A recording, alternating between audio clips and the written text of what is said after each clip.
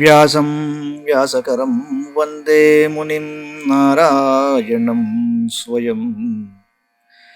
యతః ప్రాప్తకృపా లోకా లోకా ముక్తా కలేర్గ్రహాత్. యస్య తుండాచ్యుతశ్చ్యుతో రాజతేయం రసాత్మకః. తమచ్యుతకథా కుంజే సుకూజంతం శుకం భజే. శ్రీధరం శ్రీధరం వందే శ్రీధరైకపరాయణం. శ్రీధరం శ్రీధరం వందే శ్రీధరైకపరాయణం. యస్యైవ శ్రీప్రసాదేన శ్రీధరేయం కృతిః కృతా. రాధాభక్తిర్హరిర్జ్ఞానం తాభ్యాం యా చ సమన్వితా. తాం శ్రీభాగవతీం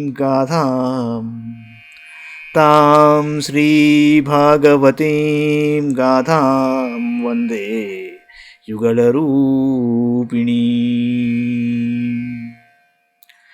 నీ పద్యావళులాలకించు చెవులు నిన్నాడు వాక్యంబులు. నీ పద్యావళులాలకించు చెవులు నిన్నాడు వాక్యంబులు. నీ పేరంబనిసేయు హస్తయుగముల్ నీ మూర్తిపై జూపులు. నీ పాదంబుల పొంత మ్రొక్కు శిరముల్ నీ సేవపై జిత్తముల్. నీపై బుద్ధులు మాకు నిమ్ముగరుణం. నీపై బుద్ధులు మాకు నిమ్ముగరుణం. నీరేజ పత్రేక్షణ నీరేజ పత్రేక్షణ.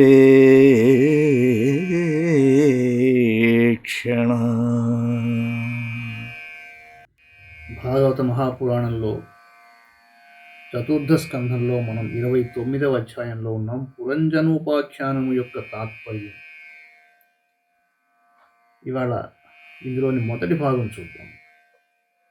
ప్రాచీన బర్హ్యువాచ భగవంస్తే వచోస్నాభిర్న సమ్యగవగమ్యతే కవయస్తద్విజానంతి న వయం కర్మమోహిత. ప్రాచీన బర్హి అన్నాడు, ఓ నారద మహర్షి, మీ వచనముల ఆంతర్యము నాకు స్పష్టంగా బోధపడలేదు. వివేకవంతులు మాత్రమే మీ పలుకుల పరమార్థమును తెలుసుకొనగలరు. మేము కర్మమోహితములమైన జీవులము కదా, మాకు ఎలా బోధపడుతుంది అన్నాడు. నారదోవాచ పురుషం పురంజనం విద్యాద్యవ్యనక్యాత్మనః పురం ఏకద్విత్రిచతుష్పాదం బహుపాదమపాదకం.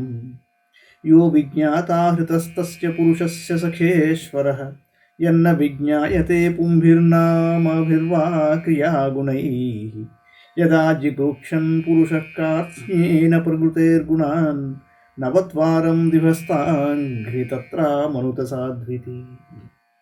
శరీరాన్ని నగరంగా పోల్చుకుని ఎలా చూడాలయ్యా అంటే నారదుడు అన్నాడు, మహారాజా, పురంజనుడనగా పురంజనయతి ఇది పురంజన అనగా పురమును నిర్మించుకున్నవాడు జీవుడు అని ఎరుగవలను. ఆ జీవుడు 1, 2, 3, 4 పాదములు గల పురములను అనగా దేహమును గాని, పెక్కు పాదములు గల పురమును గాని, లేక పాదములే లేని పురమును గాని నిర్మించుకుంటాడు. ఆ జీవునకు అవిజ్ఞాతుడు అని మిత్రుడు గలడు, అతడే ఈశ్వరుడు.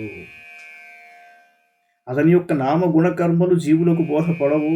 ఈ జీవుడు ప్రకృతి గుణకార్యములైన సుఖదుఖములను పూర్తిగా అనుభవింపదలంచెను. అప్పుడు అతడు నవరంధ్రములు, 2 చేతులు, 2 పాదములు గల మనుష్య శరీరము ఇతర ప్రాణుల శరీరముల కంటే శ్రేష్టమైనదని భావించెను. బుద్ధిం తు ప్రమదాం విద్యాన్ మాహమితి యత్కృతం యామధిష్ఠాయ దేహేస్మిన్ పుమాన్ భుంక్తే క్షభిర్గుణాన్. సఖాయ ఇంద్రియగణా జ్ఞానం కర్మ చ యత్కృతం సఖ్యస్తద్వృత్తయః ప్రాణః పంచవృత్తిర్యథోరగః. బృహద్బలం మనోవిద్యాదుభయేంద్రియనాయకం పాంచాలాహ పంచవిషయాయన్మధ్యే నవకం పురం.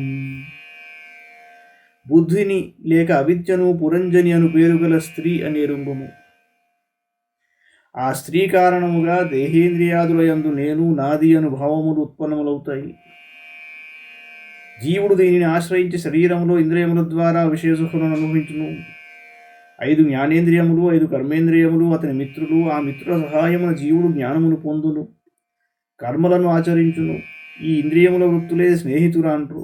ప్రాణ అపాన వ్యాన ఉదాన సమాన అను 5 వృత్తులుగా ప్రాణవాయువు ఆ నగరమును రక్షించు 5 పడగల సర్పము. జ్ఞానేంద్రియములకును కర్మేంద్రియములకు మనస్సే నాయకుడు, అది మిగుల బలమైనది. శబ్దస్పర్శ రూప రసగంధములు అను పంచ విషయములే పాంచాల దేశములు. శ్రోత్రాది నవరంధ్రములకు అధిష్టానము శరీరము.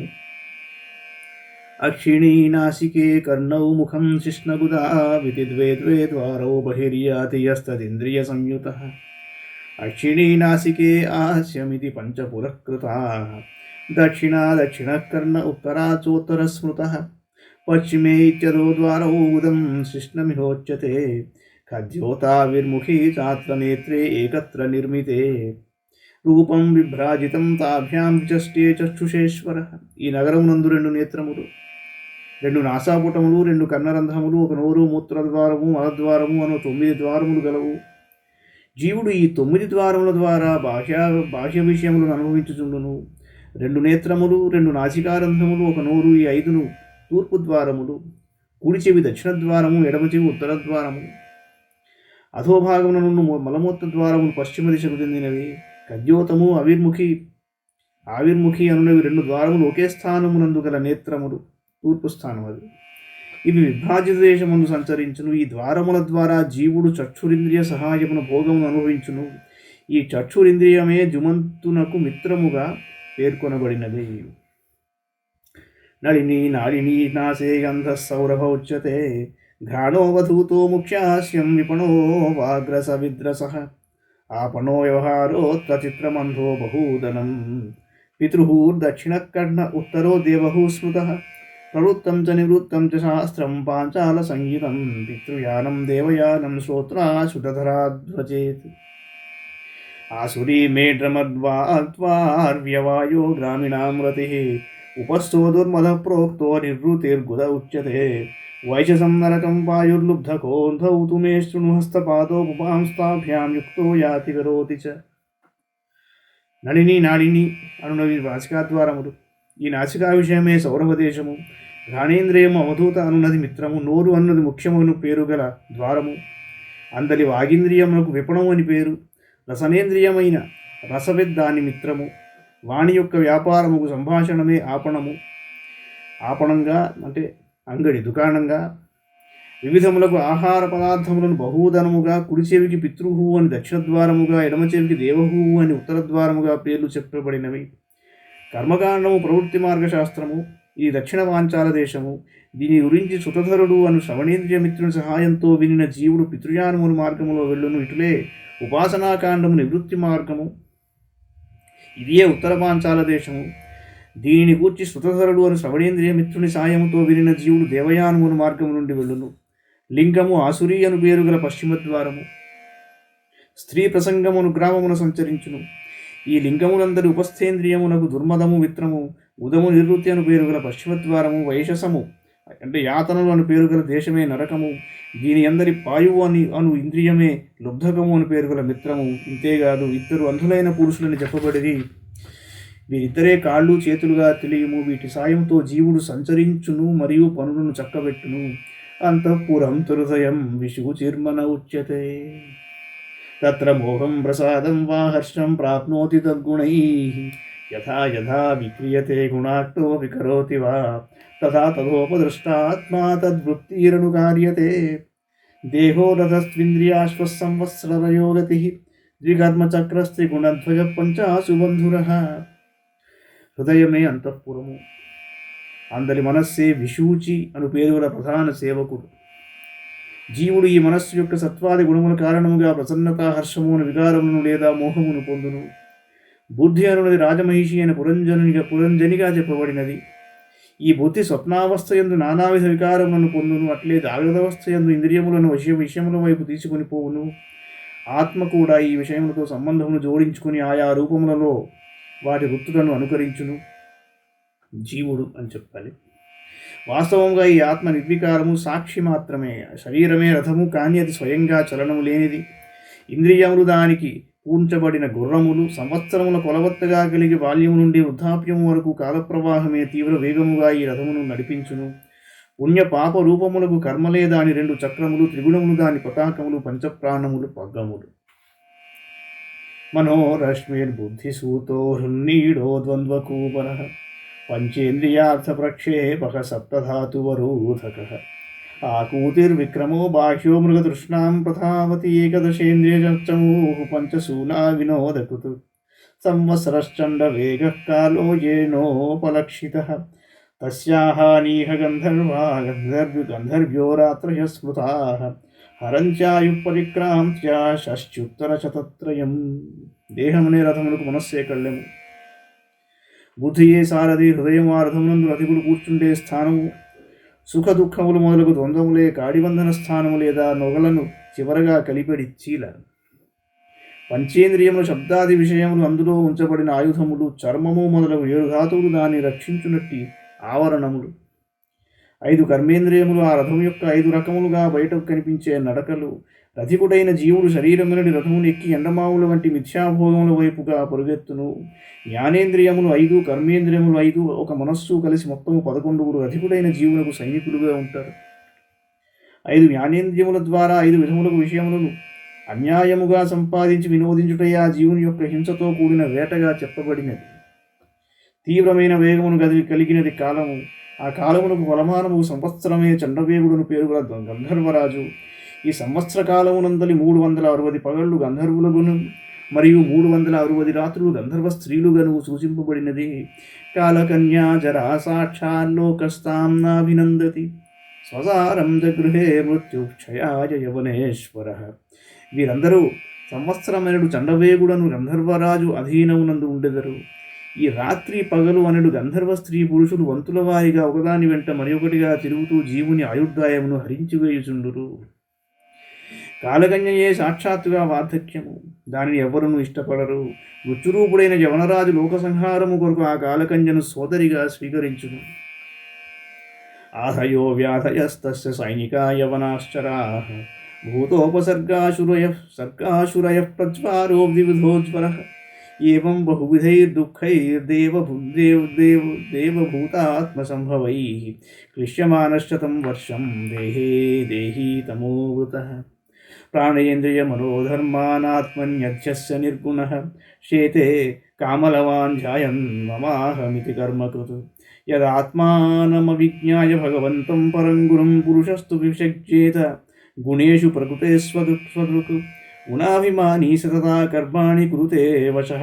శుక్లం కృష్ణం లోహితం వా యథా కర్మాభిజాయతే శుక్లాత్ ప్రకాశభూయిష్ఠాన్ లోకానాప్నోతి కర్హిచిత్ దుఃఖోదర్కాన్ క్రియాయాసాంస్తమశోకోత్కటాన్ క్వచిత్.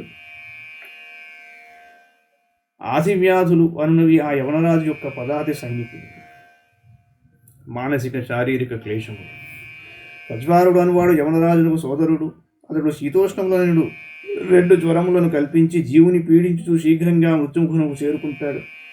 ఈ విధంగా జీవుడు అజ్ఞానవశమున దేహాభిమానియే వివిధములైన ఆయుధభౌతిక ఆధ్యాత్మిక ఆదిదైవిక కష్టములు అనుభవించుతూ 100 సంవత్సరముల వరకు మానవ శరీరంలో పడి ఉంటాడండి. వాస్తవంగా ఈ జీవుడు నిర్గుణముగా ఆత్మస్వరూపుడు. కానీ ప్రాణేంద్రియ మనోధర్మములను తనలో ఆరోపించుకున్న ఈ జీవుడు దేహమునందరి అహంకారమునకు, దేహ సంబంధమైన వాటి అందరి మమకారములకు బద్ధుడై క్షుద్రమైన విషయ చింతనలు చేస్తూ తదనుగుణంగా వివిధములకు కర్మలను ఆచరించుచుండును. ఆత్మయే స్వయం ప్రకాశక స్వరూపము. పరమగురువు మరియు భగవంతుడును ఆదియే. జీవుని స్వస్వరూపము కూడా ఆదియే. కానీ పురుషుడు తన యథార్థ స్వరూపమును వెలుగక ప్రకృతి గుణములందు ఆసక్తుడై ఉంటాడు. గుణాభిమాని అయిన ఆ జీవుడు అస్వతంత్రుడై సాత్విక, రాజస, తామసిక కర్మలను చేయుచునే ఉంటాడు. ఆ కర్మలను అనుసరించి అతడు వేర్వేరు యోనులలో జన్మించుచుండును. అతడు ఎప్పుడైనను సాత్విక కర్మలను ఆచరించి ఉన్నచో ప్రకాశవంతమైన స్వర్గాది ఊర్ధ్వలోకములను పొందుతాడు. రాజస కర్మలను ఆచరించిన వాడు దుఃఖమయమైన రజోగుణ సంస్పర్శ గల నృత్యలోకమును చేరుతాడు. అప్పుడు అతడు పలు విధములకు కర్మ ఫలములను అనుభవిస్తాడు. అలాగే తామస కర్మలను ఆచరించిన వాడు శోకమయములైన నీచ యోనులలో జన్మిస్తాడు. క్వచిత్ పుమాన్ క్వచిత్ స్త్రీ క్వచిన్నోభయమంధధీ దేవో మనుష్యస్తిర్యగ్వా యథా కర్మగుణం భవః క్షుత్పరీతో యథా దీనః సారమేయో గృహం గృహం చరన్ విందతి యద్దిష్టం దండమోదనమేవ వా తథా కామాశయో జీవ ఉచ్చావచ పథా భ్రమన్నుపర్యథో వా మధ్యే వా యాదిదిష్టం ప్రియః ప్రియం దుఃఖేష్వేకతరేణాపి దైవభూతాత్మహేతుషు జీవస్య చ వ్యవచ్ఛేదః స్యాచ్చేతత్ ప్రతిక్రియ. ఈ విధంగా జీవుడు తన కర్మలకును గుణములకును అనుగుణముగా దేవయోనుల యందును మనుష్య యోనుల యందును లేదా పశుపక్ష్యాదుల యోనుల యందును జన్మిస్తాడు. అజ్ఞానాంధుడైన జీవుడు ఒక్కొక్కప్పుడు పురుషుడుగాను ఒక్కొక్కప్పుడు స్త్రీగాను లేదా నపుంసకుడుగాను కూడా జన్మను పొందుతాడు. ఆకలిగొన్న కుక్క ఇంటింటికి తిరుగుతూ తన ప్రారంధానుసారము కర్రదెబ్బలను గాని అన్నమును గాని తినుచుండును. అలాగే జీవుడు పలు విధములైన వాసనల ప్రభావమున ఊర్ధ్వలోకముల యందును అధోలోకముల యందును లేక మధ్యలోకమునందును తిరుగుచూ తన కర్మానుసారము సుఖదుఖములను అనుభవించుచుండును. జీవుడు ఆధిదైవిక ఆధిభౌతిక ఆధ్యాత్మిక దుఃఖములను ఏదేని ఒకదాని యందు చిక్కుకునియే ఉంటాడు. వాటి నుండి అతడు ఎన్నడూనూ బయటపడజాలడు. ఎప్పుడైనను వాటి నుండి విముక్తుడైనట్లు అనిపించినచో అది తాత్కాలికమైన నివృత్తియే అగును. యథా హి పురుషో భారం శిరసా గురుముద్వహన్ తం స్కంధేన సాధత్తే తథా సర్వాః ప్రతిక్రియాః నైకాంతతః ప్రతీకారః కర్మణాం కర్మ కేవలం ద్వయం శవిద్యోపసృతం స్వప్నే స్వప్నైవానఘ అర్థే శవిద్యమానేపి సంశ్రుతిర్న నివర్తతే మనసా లింగరూపేణ స్వప్నే విచరతో యథా. ఎవరైనాను మించిన భారమును తలకెత్తుకున్నప్పుడు ఆ భారమును భుజము మీదికి మార్చుకుని తాత్కాలికంగా ఉపశమనం పొందుతుంటారు. అనగా భారము ఒక చోటు నుండి మరొక చోటుకు మారినదే కానీ పూర్తిగా తొలగిపోలేదు. అలాగే మనుష్యుడు ఏదేని ఉపాయం ద్వారా ఒక దుఃఖం నుండి బయటపడినను అతనికి మరి యొక్క క్లేశం వచ్చి పడుతూనే ఉండును. అనగా మానవునకు దుఃఖముల నుండి శాశ్వతంగా విముక్తి లభించుట అసాధ్యమే. పుణ్యాత్ముడైన ఓ రాజా, కర్మ యొక్క ప్రతీకారము కర్మ పరంపర వలన సమాప్తము కాబోదు. కర్మ స్వయంగా ఆ విద్య నుండియే ఉత్పన్నమగును. అట్టి అజ్ఞానము నశింపజేయుటకు విద్యయే అంటే జ్ఞానమే ముఖ్యమైన సాధనము. ఒక స్వప్నములో అనుభవించిన ప్రభావము మరి ఒక స్వప్నము ద్వారా నివృత్తి కాదు. కానీ స్వప్నము నుండి జాగృతం అయినప్పుడు మాత్రమే ఆ స్వప్నము యొక్క ప్రభావం నివృత్తమవును కదా. స్వప్నావస్థలో మనోమయ లింగ శరీరముతో ధరించు ప్రాణికి స్వప్నములోని దృశ్యములు అవాస్తవములే అయినను వాస్తవములుగా భావిస్తుండును.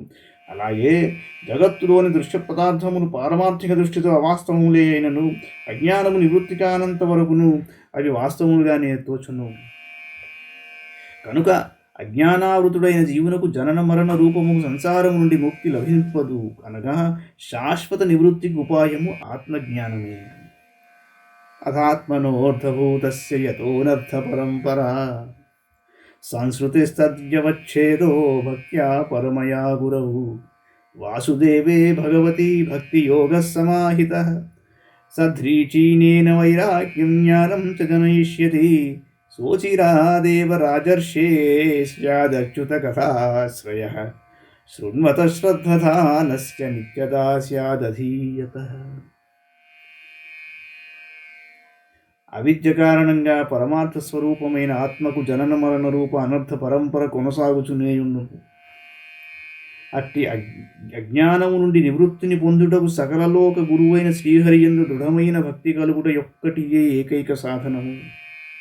పరమాత్ముడైన వాసుదేవుని యందు ఏకాగ్రతతో కూడిన నిశ్చలమైన భక్తిభావమే భక్తి సాధనయే జ్ఞాన వైరాగ్యములను ప్రసాదించును.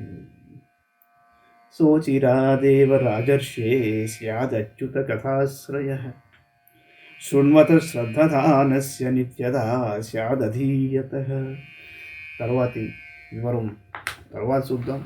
మంగళం భగవాన్ విష్ణు మంగళం గరుడధ్వజ మంగళం పుండరీకాక్షో మంగళాయతనో హరి. సర్వం శ్రీకృష్ణార్పణమస్తు.